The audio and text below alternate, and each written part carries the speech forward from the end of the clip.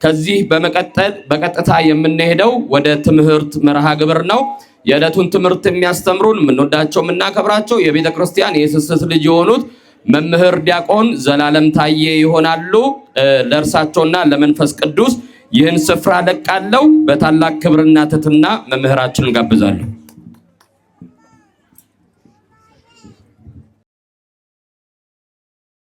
በስመ አብ ወወልድ ወመንፈስ ቅዱስ አሐዱ አምላክ አሜን። ሁላችንም እናማት በስመ አብ ወወልድ ወመንፈስ ቅዱስ አሐዱ አምላክ አሜን።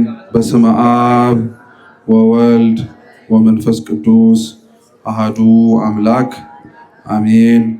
ክቡር አባታችን፣ ክቡራን አበው መነኮሳት፣ አባቶች ካህናት፣ ወንድሞች ዲያቆናት፣ ሊቃውንተ ቤተ ክርስቲያን፣ መምህራነ ወንጌል፣ ዘማሪያን፣ ከሩቅም ከቅርብም የተገኛችሁ የልዑል እግዚአብሔር ቤተሰቦች በወደደን ባከበረን በአምላካችን ፍጹም ሰላም እንደምን አደራችሁ? እንደምን አደራችሁ? እንደምን እስከዚህ ሰዓት ደረሳችሁ? አሜን። ቸርነቱን፣ ምሕረቱን፣ ይቅርታውን በእድሜያችን ላይ ጨምሮ በፊቱ የሚያሳየነውን የእምነት ማነስ የምግባር ጉድለት ሳይመለከት በደጁ የሰበሰበን የይቅርታ አምላክ አባቶቻችን ልዑል እግዚአብሔር ስሙ የተመሰገነ ይሁን። እንደ እግዚአብሔር ቅዱስ ፈቃድ በጣም ለአጭር ደቂቃ ሕያውና ዘላለማዊ የሆነውን ቅዱስ ቃል እንማራለን። ካሉት ሌሎች መርሃ ግብራት አንጻር እናንተም ሳትዳከሙ ሌሎቹንም መሳተፍ እንድትችሉ በማሰብ ስለሆነ በፍጹም መረጋጋትና ባላችሁበት ቦታ ላይ ሆናችሁ ቅዱስ የሆነውን የእግዚአብሔርን ቃል ታደምጡ ዘንድ በትህትና ጠይቃለሁ። እንደ እግዚአብሔር ቅዱስ ፈቃድ ባለን አጭር ደቂቃ የምንማማርበት የመጽሐፍ ቅዱሳችን ክፍለ ምንባብ የሚሆነው የሐዋርያው የቅዱስ ማቴዎስ ወንጌል ምዕራፍ 13 ከቁጥር 1 ጀምሮ ጌታችን መድኃኒታችን ኢየሱስ ክርስቶስ ባስተማረው ትምህርት መነሻነት ይሆናል። አምላካችን በጉባኤያችን መሃል ተገኝቶ እንዲያስተምረን ቅዱስ ፈቃዱ ይሁንልን። የቅዱስ ማቴዎስ ወንጌል እንደሚታወቀው ከአራቱ ወንጌላት መካከል አንዱ ነው። እንግዲህ ወንጌላት ጌታችን መድኃኒታችን ኢየሱስ ክርስቶስ በምድር በነበረበት ጊዜ ላይ ያስተማረውን የቃሉን ትምህርት በእግሮቹ ተመላልሶ ያደረጋቸውን ነገሮችና በመጨረሻም ደግሞ ለሰው ልጅና ለዓለም ሁሉ ድህነት ሲል የከፈለውን የቤዛነት የመስዋዕትነትን ስራ ጽፈው መዝግበውልን የምናገኛቸው መጽሐፍት ናቸው። ወንጌላት በቤተ ክርስቲያናችን ያላቸው ስፍራ ክርስቲያኖች የሐዲስ ኪዳን የመጀመሪያዎቹ 4 መጽሐፍት ናቸው ተብሎ ከመናገር ባለፈ እኒህ ቅዱስ የሆነው የጌታችን የመድኃኒታችን የኢየሱስ ክርስቶስ ታሪክ ተጽፎ የምናገኝባቸው ትምህርቶቹም ጭምር የምንሰማባቸው መጽሐፍት ከቅዱሳት መጽሐፍት በሙሉ ትልቅ ክብርን የሚሰጣቸው። ታዲያ በእነዚህ መጽሐፍት ላይ ጌታችን መድኃኒታችን ኢየሱስ ክርስቶስ በቃሉ ተናግሯቸው ተጽፎ ከምናገኛቸው ትምህርቶች መካከል አንዱ እኛ ለትምህርታችን ርዕስ ያደረግነው ይህ የምንማረው ትምህርት ነው። ክርስቶስ አስቀድሞ ይህን ትምህርት ከማስተማሩ በፊት ቅዱስ ወንጌላችን የማቴዎስ ወንጌል ምዕራፍ 13 ቁጥር 1 ሲጀምር ጌታችን ኢየሱስ ክርስቶስም ብዙ ሰዎች ተሰብስበው ይሰሙት ነበረ ይላል። እስኪ ብዙ ሰዎች በሉ። ተሰብስበው ይሰሙት ነበር። ክርስቶስ አምላካችን ከ5 በላይ ገበያ ሕዝብ እየተከተለው ባለበት ቦታ ላይም ጭምር እየተገኘ የቃሉን ትምህርት ይሰማ የነበረ ታላቅ የሆነ አምላክና መምህር ነው። ክርስቶስ የሚገርማችሁ ቆሞ በሚያስተምርበት ቦታ ላይ ተቀምጠውም ሆነ ቆሞ የሚሰሙት ሰዎች በሙሉ ሁሉም ለአንድና ለተመሳሳይ ምክንያት የመጡ አይደሉም።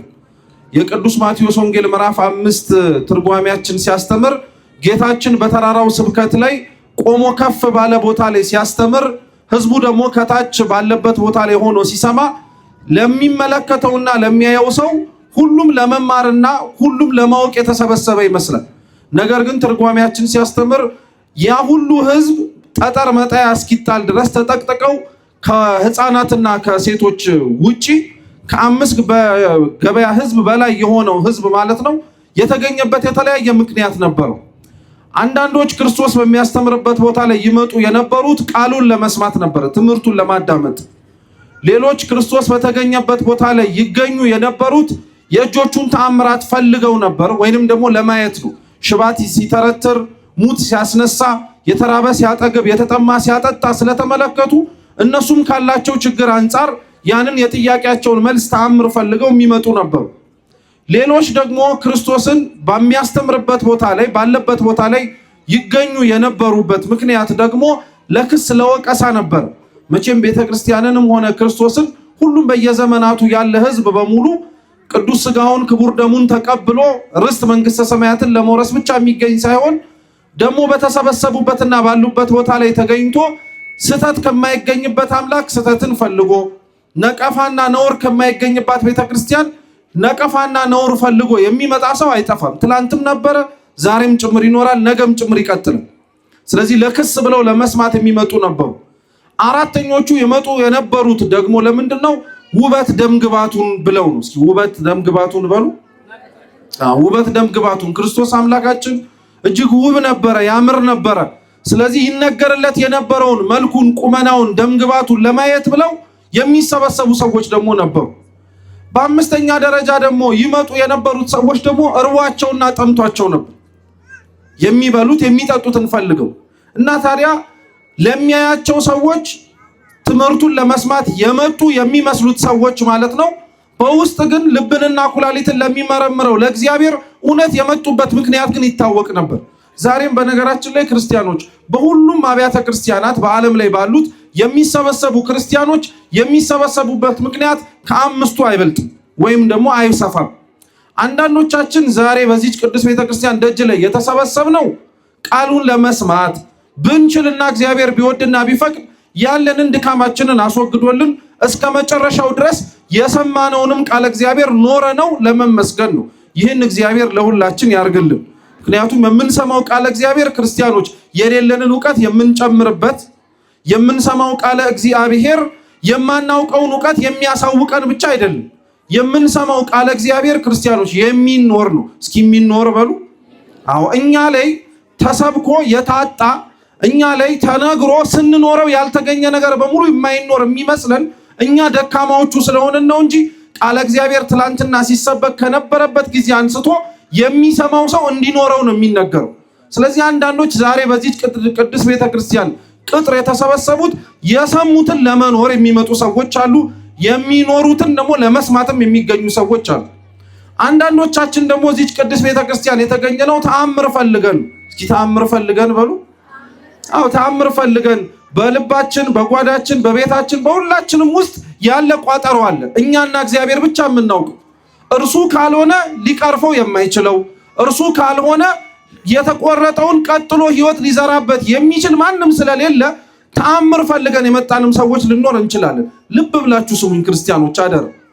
አንዳንዶቻችን ደግሞ የመጣነው ለክስ ለወቀሳ ነው። ትላንትና ከትላንትና ወዲያ በዚህ ቅዱስ ቤተክርስቲያን የተሰበሰብን ሰዎች ስለ ቤተክርስቲያኒቷ ችግርና ስለ ቤተክርስቲያኒቷ ነባራዊ ሁኔታ እናውቅ ነበር፣ እናውቃለንም ጭምር እና አንዳንዶች ዛሬ የመጣነው ለክስ ነው። ደግሞ ዛሬ ምን ሊሉ ይሆን? ደግሞ ዛሬ ምን እንደዚህ አርጉ ሊሉን ይሆን ብሎ ለክስ የመጣም ሰው አለ። ለወቀሳ፣ ለመነጋገር፣ ለመዘባበት፣ ለሐሜት ብሎ የመጣ ሰው አለ። አንዳንዶቻችን ደግሞ በዛሬዋ በዚህ ዕለት ላይ የተገኘነው ደግሞ እርቦን ጠምቶን ነው። መቼም ወርሃ ጽጌ አይደለም። ቅዳሴው ምኑም ካለቀ በኋላ የሚሰጥ ደግሞ መሐራ አለ፣ ዝክር አለ። ስለዚህ ያንን ለመቅበስ ብሎ እርቦት ጠምቶት የሚመጣም ሰው አለ። እየሰማችሁ ነው? ስለነዚህ ምክንያቶች ብሎ የሚመጣል። አሁን ይሄን ያልኳችሁ ክርስቲያኖች ለምን መሰላችሁ? ቤተክርስቲያን ቦታ የጠበባት ቤት አይደለች። ቃሉን ለመስማት የሚመጣው ሰው ተአምር ፈልጎ የሚመጣውን ሰው የሚያባርርበት፣ ተአምር የፈለገው ሰው ተቀምጦ ለመማር ለሚፈልገው ሰው የሚበጠብጥበት፣ ሊበላ ሊጠጣ ሊጠግብ የመጣ የኔ ቢጤዎች ወይንም ደግሞ ሌሎችም ጭምር ተገኝተው ደግሞ ሌላውን የሚያውቁበት አይደለም። ሁላችንም ቤተክርስቲያን ውስጥ ክርስቲያኖች ቦታ አለን። ቤተክርስቲያን ጠቧት አታውቅም። ቤተክርስቲያን እነዚህኞቹን እፈልጋለሁ ሌሎቹን ደግሞ አልፈልግም አይደል። እንደው ክርስቲያኖች አስቡት፣ ክርስቶስ የሚሰማው ህዝብ በምን መልኩ እንደሚሰማው እያወቀ በምን መልኩ እንደሚያደምጠው እየተረዳም ጭምር ለሁሉም ይናገር ነበር። አሁን እውነት እንነጋገርና የመጣንበት የእያንዳንዳችን ምክንያት የእውነት ቢገለጥና ቢታይ ኖሮ በትክክለኛው ምክንያት ከመጡት በቀር ለማንፈልግበት ምክንያት ተገኙ ሰዎች እንደክማለን። ምን ማለት መሰላችሁ? አሁን ለቤተ ክርስቲያኒቷ ከገጠማት ችግርና ካለባት ውጣ ወረድ የተነሳ ሊሰጡ የሚችሉትን ሰዎች ብናውቅ ኖሮ የማይሰጡትን ሰዎች እናደክማቸዋለን ቁጭ አርገንኛ። አናደክማቸውም እኮ እናንተ ሄዱ የምትሰጡት ተቀመጡ እንል ነበር። እግዚአብሔር ቸርነቱን ተመልከቱ። የሚሰጠውንም የማይሰጠውንም እንዳናውቅ አደረገን። ስለዚህ እኩል ለሁሉም እግዚአብሔር ሊያደርግላቸው የሚችለውን ነገር ማድረግ እንዲችሉ እነሱም ተሳታፊ እንዲሆኑ ይነገራቸዋል። ስለዚህ ጌታችን ኢየሱስ ክርስቶስ ብዙ ሕዝብ ተከትሎት ይሰበሰብና ይማር ነበር እና የማቴዎስ ወንጌል ምዕራፍ 13 ቁጥር 1 ላይ ብዙ ሕዝብ ተሰብስቦ ከነበረበት ቦታ ላይ ጌታችን ኢየሱስ ክርስቶስ በታንኳ ላይ ተሳፈረና ፈቀቅ አለ። እስኪ በታንኳ ላይ በሉ እንጂ ተሳፈረና ፈቀቅ አለ።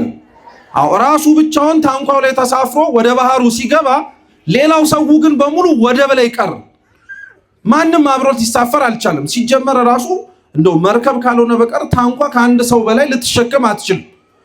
እንደው ቅሉ ግን ዋነኛ ወንጌላውያኑ ይህን ታሪክ የጻፉበት ምክንያት ክርስቶስ ብቻውን ተሻገረ ሌላውን ሊሸከም የማይችልን መጓጓዣ መርጦ ሄደ ለማለት አይደለም።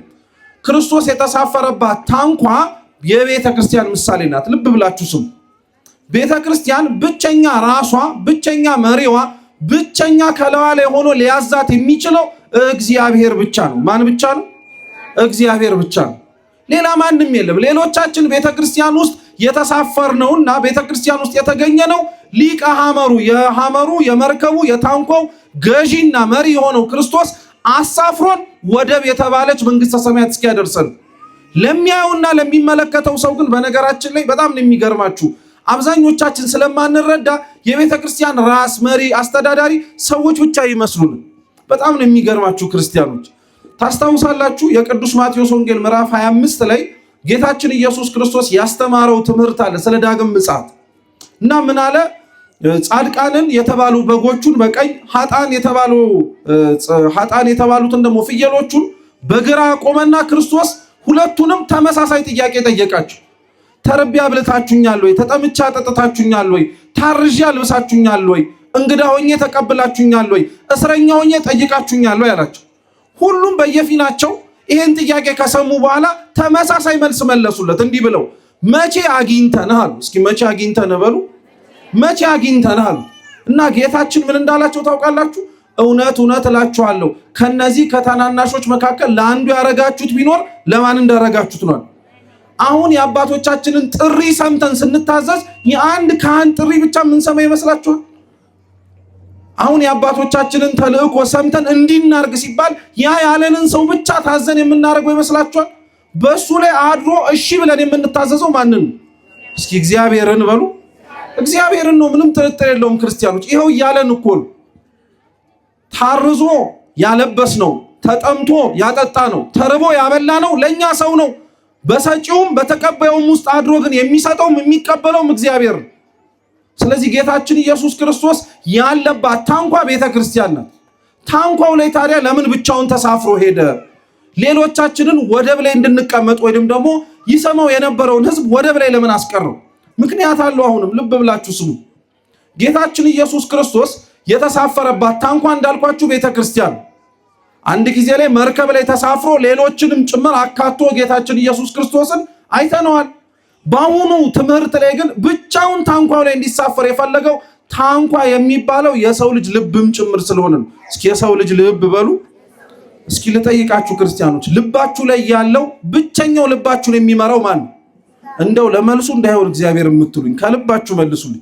ልባችሁ ላይ ሆኖ የሚመራው እርሱ ብቻ ወደ ወደደበትና ወደ ፈቀደበት የሚያዘው ማን ነው? መሆን ያለበት እግዚአብሔር ነው። አኗኗራችንን ለማየው ግን ልባችንን የሚመራው ሌላ ነገር ነው። መሆን ያለበት እውነት ነው። መልሳችሁ ልክ ነው። እግዚአብሔር ነው ልባችንን መምራት ያለበት። ሰውነታችንን እሱ ብቻ ተቀምጦበት ሊያዝበት የሚገባው እሱ ብቻ ነው።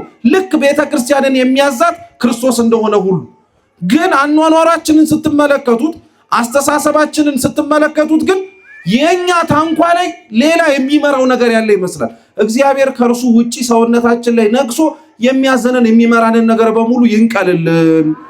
ይሄ ደግሞ ስላችሁ ሰይጣን ነው ለማለት ብቻ አይደለም። ሰይጣን ብቻ አይደለም የሰውን ሰውነት ወዳልሆነ መንገድ የሚወስደው ሁሉ ሰይጣን ብቻ ሳይሆን ክርስቲያኖች የራሳችን ስጋዊ ምኞትና ፍላጎቶቻችንም ጭምር ከእግዚአብሔር ያርቁናል። ሰተን ልንጸድቅበት የምንችለውን ገንዘባችንን ለራሳችን ከርስ እናውለዋለን። ሰተን ልንጸድቅበት የምንችለውን ጉልበታችንን ለሌላ ነገር እናውለዋለን። ሰተን ልንጸድቅበት የምንችለውን ሙሉ አካላችንን ከእግዚአብሔር ውጪ ለሌላ ነገር እንሰጠዋለን። ስለዚህ ክርስቲያኖች ልባችን ላይ ሊቀመጥ የሚገባው ታንኳው ላይ ብቻ ያገኘነው ክርስቶስ እንደሆነ ሁሉ እሱ ብቻ ነው ሊገኝበት የሚገባው። የዚህን ጊዜ ነው ክርስቶስ በታንኳው ላይ ከተገኘ በኋላ ከነሱ እየራቀ ሲመጣ ጮክ ብሎ ማስተማር ጀመረ እና እንዲህ አላቸው፣ ዘሪ ዘሩን ሊዘራ ወጣ አላቸው። እስኪ ዘሪ በሉ። ምኑን ሊዘራ ወጣ? ገበሬ ዘሩን የሚዘራው መጀመሪያ መሬቱ ምን ሲሆንለት?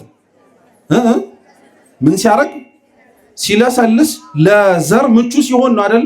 ተመለከታችሁ? ክርስቶስ ዘሪ ዘሩን ሊዘራ ወጣ አለ እንጂ ዘሪ ሊዘራ የወጣውን መሬት ሲያርስ አላገኘነው፣ ሲኮተኩት አላገኘነው፣ መሬቱን ምቹ እንዲሆን ለዘር ሲያደላድል አላገኘነው። ክርስቶስ በእኔና በእናንተ ልብ ውስጥ ክርስቲያኖች ያለው ስራ ምንድነው ብትባሉ ዘሩን መዝራት ነው። እስኪ ዘሩን መዝራት በሉ።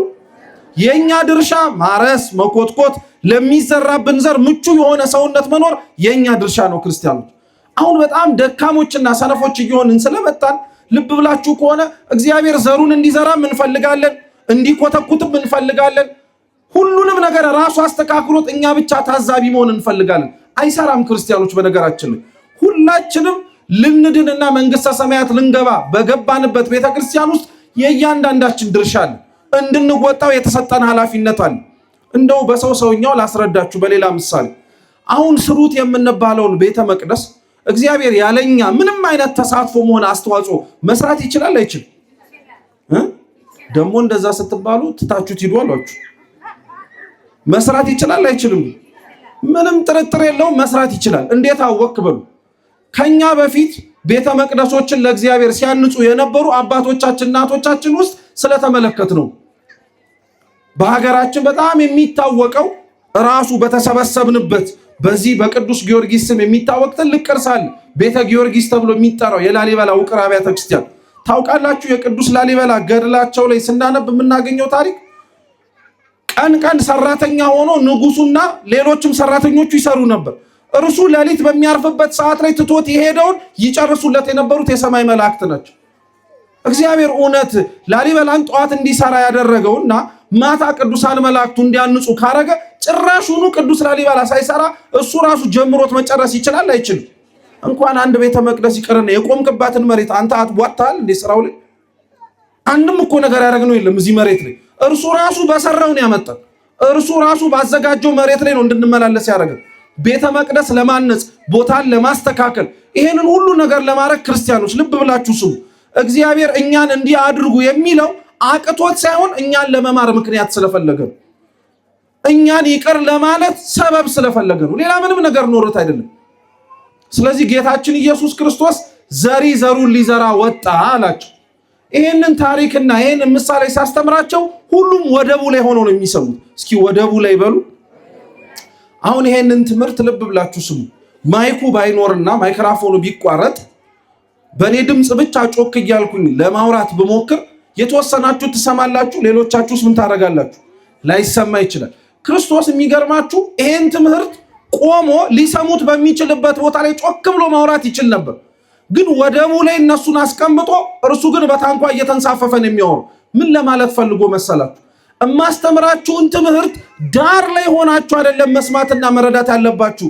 ብትወዱኝና ሊገባችሁ ብትፈልጉ ኖሮ ተንሰፍስፋችሁ ባህር ውስጥ ታንኳ ፈልጋችሁ አብራችሁ መምጣት ነበረባችሁ ብሎ ለማስተማር። አንዳንዶቻችን በጣም ትልቅና ክፉ የሆነ ልምድ አለን። ብዙ የቤተ ክርስቲያንን ነገሮች ዳር ሆነን የምንሰማው ታውቃላችሁ።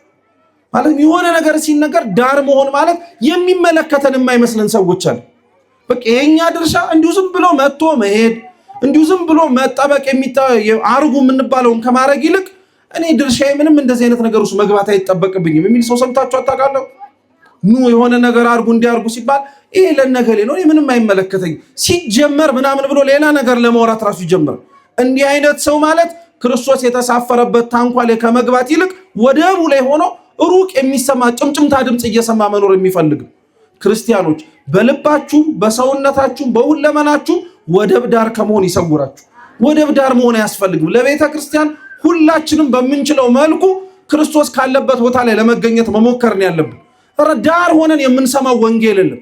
ዳር ሆነን የምንሳተፈው የጽድቅ ስራ የለም። ሁላችንም የደቦ ስራ ነው ማድረግ ያለብን እኔ በጣም ነው የሚገርማቸው። አንዳንድ አብያተ ክርስቲያናት ላይ እንደዚሁ ለአገልግሎት ስንሄድ ሁሉም ወንድሞች መምህራን በዚህ ይተባበራሉ። እንዲህ አርጉ ሲባል እውነት ለመናገር ይሄንን ሁሉ ልመናችንን አስቀርቶ አንድ ሰው ሊሰራው ሁሉን ነገር ማስደረግ እኮ ይችላል። አሁን እግዚአብሔር እውነቴን እንደምላችሁ አንድ ሰው በአንድ ሰው የታነጹ አብያተ ክርስቲያናት ስለሚታወቁ ማለት ነው። በአንድ ባለሀብት ተነስቶ የሆነ ቤተክርስቲያን ተሰራ ይባላል እና የሚገርመው እነዚህ ሰዎች እያሉ ለምንድን ነው እግዚአብሔር እኛን የሚለምነን ካላችሁ ለሁለታችንም ድህነት ነፍስ ሲል ነው። ስሙ አሁን አንድ ሰው ብቻውን የሰራው ቤተ መቅደስ ውስጥ ሰይጣን ሊፈትነው ይችላል። ምን ብሎ እኔ ነኝ እኮ ያሰራሁት ብሎ ካህናቱን መቆሚያ ማስቀመጫ ያሰጣቸው። እርሱ በሰራው እግዚአብሔር እንዲመራው አይፈቅድም ቤተ መቅደሱ። ስለዚህ ለዛም ሰው አቅሙም ቢኖረው ላይፈቅድለት ይችላል። እኛን ተሳታፊ የሚያደርገን ደግሞ ምን ለምን መሰላችሁ? እንደ ሰው ቤት ተሰምቶን ራሳችን እንዳናገን እኔም እኮ አሻራ አለኝ እንድንል። ሊያውም ቤተክርስቲያንን የማነጽ የመሰለ ትልቅ አሻራ የለም። ምክንያቱም እዚህ ላይ ብቻ ሳይሆን በላይ በሰማያትም የሚቀጥል ጉዞ ስለሆነ። ስለዚህ ክርስቶስ አምላካችን ዘሩን ሊዘራ ወጣልና በአራት በተለያዩ መሬቶች ላይ የተዘራን ዘር መስሎ አስተማራቸው። ራሱ ክርስቶስ ይሄን ትምህርት በትርጉሙ ራሱ አስተምሮታል። እንደምታስታውሱት የመጀመሪያው አስፋልት መሬት ነው። ዘሩ ተዘራበት፣ አዋፈ ሰማይ መተው ወሰዱት አለ። ሁለተኛው ጭንጫ መሬት ነው። መብቀሉን በቀለ፣ ፀሐይ ሲመታው ግን ደረቀ። ሶስተኛው እሾሃማ መሬት ነው። መብቀሉን በቀለ፣ ከፍ ብሎ እንዳይታይ ግን እሾሁ አንቆ አስቀረው። አራተኛው መልካም መሬት ነው አለ። መልካም እና ሌሎቹም መሬቶች በሙሉ እግዚአብሔር አምላካችን ተርጉሞ ሲያስተምር ምን አለ? የሰው ልቡና ነው አለ። እስኪ የሰው ልቡና በሉ። አዎ አሁን ወደ ዘሩን መልሼ ላምጣችሁ። ገበሬ የዘራውን ዘር ለሌላ ዙር ማለትም ደግሞ ሁለተኛ ጊዜ ላይ ሰብሉን ከሰበሰበ መሬቱን ካስተካከለ በኋላ ዘሩን ከየት ነው የሚያገኝ? መጀመሪያውኑ ከዘራው ነው አይደለም እንዴ? የዘራውን ዘር ሰበሰበ። ከዘራው ዘር ከሰበሰበው ምርጥ ዘር ብሎ ይለያል አይደል? ከዛ በኋላ ቤት ውስጥ በቅል እርጥበት ላይ ያገኘው በሚችል ቦታ ላይ ከፍ አድርጎ ይሰቅሏል። ያን ገበሬ እየሰማችሁ ልብ አድርጋችሁ ስሙኝ ባካችሁ። ያን ገበሬ አሁን ለምሳሌ በቀጣይ ዙር 30 60 100 አፈራበታለሁ ብሎ የጠበቀውን ዘር አስፋልት ላይ ዘራው ብትሉት ይዘራው? መልሱ እንጂ። እሺ ተዘርቶ ሊደርቅ የሚችል የስር ቆንጥጦ የማይዝበት ጭንጫ መሬት ላይ ይዘራው? አይዘራው። እሾህ የበዛበት መሬት ላይ ይዘራው? የሚዘራው ብቸኛ መሬት ቤቱ ላይ መልካም በሆነው ነው።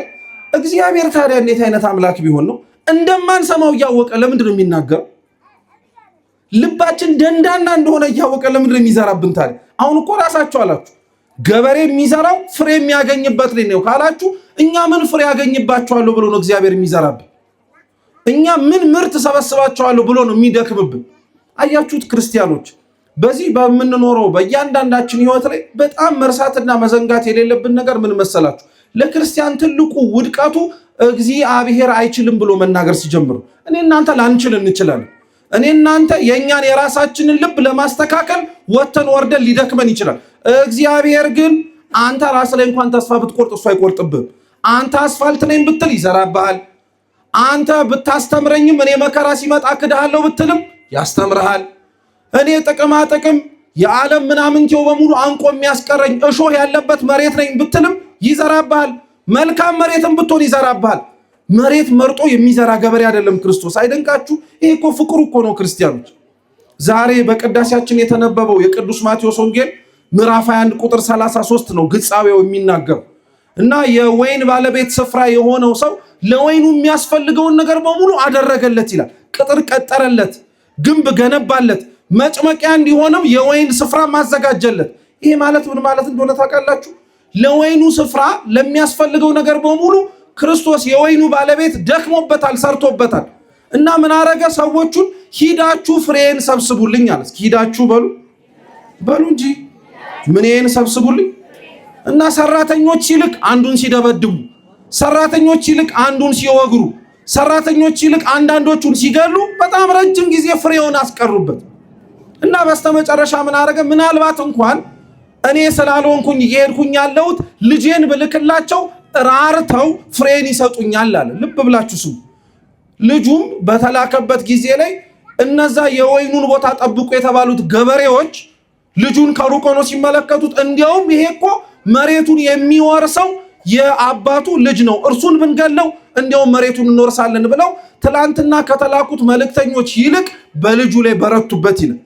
ትርጓሜው አጭር ነው። የተላከው ልጅ ክርስቶስ ነው። ከሱ በፊት የመጡት ነቢያት ናቸው ክርስቲያኖች። ጭብጡን ግን እንድትሰሙልኝ የፈለኩት ምንድነው? እግዚአብሔር ገበሬዎቹን ፍሬ ስጡኝ ብሎ ሲናገር መቅድመ መሟላት ያለበትን ነገር በሙሉ አሟልቶ ነው። ዛሬም ክርስቲያኖች ባካችሁ ስጡኝ ሲል እግዚአብሔር ላትሰጡት የምትችሉት ነገር ባዶ መሆናችሁን አይቶ አይደለም። ሁላችንም የምንሰጠው ነገር ስላለን አንዳንዶቻችን አቅማችንን፣ ሌሎቻችን ገንዘባችንን፣ ሌሎቻችን ዕውቀታችንን አልያም ደግሞ ራሳችንን መስጠት ጭምር አለብን ለእግዚአብሔር እንጂ መርጠን እኔ ለእግዚአብሔር አላስፈልግም እርሱም አይፈልገኝም አይልም ክርስቲያን። ስለዚህ ዘሪን ሊዘራ ወጣ፣ እነዛንም መሬቶች ተመለከታል። እኛ ባለንበት ክፍለ ዘመን ሳይሆን ቀድሞ በነበሩት አባቶች ዘንድ ይህንን ትምህርት በምን አይነት መልኩ እንደተረጎሙት ብቻ አስተምረን ትምህርታችንን እንጨርስ። የቤተ ክርስቲያናችን ታሪክ ላይ ጠርጡለስ የሚባል ሊቅ አለ እና ይህ ጠርጡለስ ምን ይላል? የክርስቲያኖች ወይንም ደግሞ በተለየ መልኩ የሰማዕታት ደም ለቤተ ክርስቲያን ዘር ነው ብሎ ይናገራል። እስኪ የሰማዕታት ደም በሉ እንጂ ለቤተ ክርስቲያን ምንድን ነው? ዘር ነው። እና ምን ይላል? ለቤተ ክርስቲያን ዘር የተባለው የሰማዕታትን ደም እግዚአብሔር ልክ እንደነዚህ ባሉ መሬቶች መልሶ ይዘራቸዋል። አንዳንዱን ዘር እግዚአብሔር አስፋልት ላይ ይዘራል። ምን ማለት ነው? አንዳንድ ክርስቲያኖች ሰማዕታትን እግዚአብሔር በማያምኑ ሰዎች መካከል ይዘራቸዋል። ምን እንዲሆኑ? መቼም የአስፋልቱን ዘር ታሪክ ነግሬያቸዋለሁ። ማንም ምንም ሊያደርገው የሚችልበት ቦታ ስላልሆነ ሊበቅል የማይችልበትን መሬት ስለሆነ አዋፈ ሰማይ ነው ነጥቀው የወሰዱት። እግዚአብሔር ለምንድን ነው በማያምኑ ሰዎች መካከል የሚያምኑ ሰዎችን የሚያስቀምጣቸው? እንዲጨነቁ ነው? እንዲጠበቡ ነው? አሁን እንደምንሰማውና እንደምናየው ደግሞ እንዲታረዱ እንዲሞቱ ነው? አይደለም። ክርስቲያኖችን በማያምኑ ሰዎች መካከል እግዚአብሔር እንዲቀመጡ የሚፈልጋቸው እነሱን አንደኛ ሳይመስሉ መኖር እንዲችሉ እንዲሞከሩ ነው። እየሰማችሁ ነው? አስፋልት ላይ የተዘራ ዘር አላበቅልም ብሎ ዘሩ ወደ አስፋልትነት ይለወጣል? መልሱ እንጂ አይለወጥም። ዘሩም ዘር ነው የሚሆነው፣ አስፋልቱም ምንድን ነው የሚሆነው? አስፋልት ነው የሚሆነው። ክርስቲያኖች ልብ ብላችሁ ስሙ። ያላችሁበት ቦታ ማንነታችሁን አይለውጥም። የተቀመጣችሁበት ወንበር፣ ያላችሁበት ህይወት፣ የምትወጡበት የምትገቡበት ቦታ እናንተን እንዲተረጉማችሁ አትፍቀዱ። አብዛኞቻችን ለዛ ነው የተቸገርነው። ክርስቲያን መሆን የምንችልበት ቦታ ቤተክርስቲያን ብቻ የሚመስለን ሰዎች አለን። በፍጹም በማያምኑ ሰዎች መካከል እግዚአብሔር ዘር ይዘራል። ሰዎች ሆነው እንድንታይ ይፈልጋል እግዚአብሔር። ክርስቲያን ሆነን እንድንመላለስ ይፈልጋል። ሁለተኛው ጭንጫ መሬት ነው። መከራ በበዛበት ቦታ ላይ እግዚአብሔር የሚዘራቸው ክርስቲያኖች አሉ። እውነት ለመናገር በረከታቸው ይድረሰን። የአርሲ ምዕመናን መከራ በበዛበት ቦታ ላይ ክርስቲያን ሆነው የተገኙ ነፍሳት። እስኪ ክርስቲያኖች ልጠይቃችሁ፣ እኛና በእነሱ መካከል ያለው ልዩነት ምንድነው? ምንድነው? እምነት። ምንም ትላላችሁ እንዴ? እምነት። እግዚአብሔር ይሄን መከራኛ ጋር ያላመጣው ለምንድን ነው? ማን ያውቃል? እኛ እኮ አሁን ስንታያለን መስሎን መከራው ሲመጣ የምንሸሽ ሰዎች እንሆናለን። በቀደመው ዘመን ታሪክ ሲነገር ልብ ብላችሁ ስሙ። ደርቡሾች ጎንደርን መጥተው ሲያጠቁ ይባላል ታሪክ ላይ ሲነገር እና ሊቃውንተ ቤተ ክርስቲያንንና ቤተ ጉባኤዎችን እየገቡ ይገሉ ነበር። ማንንም አላስተረፉ እና አለቃ ወልደ ሚካኤል የሚባሉ ትላልቅ ሊቃውንተ ቤተ ክርስቲያን ከነደቀ መዛሙርቶቻቸው ነው ወንበር እየተረጎሙ የተገደሉት ሰማዕታት የሆኑት። በረከታቸው ትድረሰን። ቃለ እግዚአብሔር እየሰሙ እየተረጎሙ እየኖሩ የሞቱ አሉ። እና በዛ ዘመን ላይ አንድ መሪ ጌታ ነው ይባላል እና ከቤቱ አንቀላፍቶ ጠዋት ሲነሳ ጉባኤ ለመማር ሲሄድ ማንም የለም። ደም በደም ሆኗል መሬቱ በሙሉ እና በጣም ተጨነቀ፣ በጣም አዘነ። በአንጻሩ ደግሞ አንድ ሌላ ምዕመን መጥቶ ሲመለከት እንደዚሁ ተመሳሳይ ነገር ገጠሙ እና ያ ምዕመን በቃ ከአቅሙ በላይ ተጨንቆ ተወጥሮ እኔም ሰማዕት መሆን አለብኝ ብሎ ደርቡሾች ወዳሉበት እየሮጠ ሄደ። እየሰማችሁ መከራውን ፈልጎ ማለት ነው። ከዛ ከሩቅ ሆኖ ትታችሁኝ የሄዳችሁት እኔን ነው እያለ መናገር ጀመረ እና ደርቡሾች ሲያዩት ምንድን ነው አሉት? ክርስቲያን ነኝ ሳትገሉኝ የሄድኩኛል። ኧረ ተው አሉት። አዎ እና አሉትና አንተ አንዴ ነው መሞት የፈለግከው አሉት። ሀገራቸው ወስደው በየክፍሉ አንዴ ጣቱን አንዴ ቆዳውን እየቆረጡ ቀስ በቀስ አሰቃዩት። መጨረሻ ላይ አይቅርብኝ ብሎ ካለ እናሳ ታዲያ አንተ ጋር መከራው ያልመጣው ጽኑ ሆነ መስለህ ነው? አይደለም። ድክመትህን እግዚአብሔር ስለሚያውቀው የሚያመሳስለን ሃይማኖታችን ነው። የሚለየን ግን እግዚአብሔርን ያመንበት ልክ ነው። እነዚህ ሰዎች በመከራ መካከል የተዘሩ ናቸው። ያለንበት ቤተክርስቲያን መከራ የበዛበት ሊሆን ይችላል። እኛ የተዘራነው ዘር ከመከራው እንድንታደገው እንጂ ከንፈራችን እንድንመጥ ማን ይሆን የሚመጣው እያልን የሆነ ነፃ አውጪ ወይ ደግሞ ሰሪ ሰው እንድንፈልግ አይደለም። የቤተክርስቲያኒቷ ደጅም የቤተክርስቲያኒቷም ስራም ያለው ማን እጅ ላይ ነው? እስኪ እኛ ላይ በሉ፣ እግዚአብሔር ላይ አትበሉ፣ እኛ ላይ በሉ። እኛ ላይ ነው ያለው። እኛ ነን ኃላፊነት ያለብን። እርሱማ መስራት ይችላል እኮ አልኳችሁ። ሶስተኛው ደግሞ እሾሃማ በሆነ መሬት ላይ የተዘሩ ደግሞ ዘሮች አሉ። ምን ማለት ነው? ጥቅማ ጥቅም ደሎ በሚያስቀራቸው ሰዎች ክርስቲያን የሆኑ ሰዎች አሉ። ዛሬ ገንዘቡን ማንም በፈለገበት በሚያጠፋበት ቦታ ላይ የተዘሩ ክርስቲያኖች አሉ። ሰው በሀብቱ መጽደቅ እንዲችል የሚያሳዩ በመጨረሻም ደግሞ 30 60 100 ያማረ ፍሬ የሚገኝበት መሬት ላይ ተዘሩዋል። እግዚአብሔር በእንደዚህ አይነቱ መልካም መሬት ላይ የተዘሩ ክርስቲያኖች እንድንሆን ይርዳን። በመጨረሻም ክርስቲያኖች እቺን ነጥብ ብቻ ብያችሁ ልጨርስ። እግዚአብሔር መልካም መሬት ላይ ሲያስቀምጠን ከኛ ፍሬ እንደሚፈልግ እንዳትረሱ። የመጨረሻው መሬት ላይ ሲዘራ ዘሩን ከዘሩም ገበሬው 30 60 100 ፍሬዎች ለቅሞ እግዚአብሔር ቤተክርስቲያን ደጅ ላይ የተከለን ዘር ሆነን እንድንቀር ብቻ አይደለም ፍሬም ጭምር እንድናፈራ ስለሆነ የምንጸድቅበትንና መልካም ፍሬ ልናፈራበት የምንችላቸውን በጎ ዕድሎች በሙሉ ሰው ሳይቀድመን እኛው ራሳችን እንጠቀምበት። ጸድቀን በእግዚአብሔር መንግስት ለመመላለስ በቸርነቱ ይርዳን። የሰማነውን በልቦናችን ሰሌዳ ይጻፍልን። በጎደለው በነጠበው በክቡር አባታችን በመምህራን የሚታረም ይሁን። ወስብሐት ለእግዚአብሔር።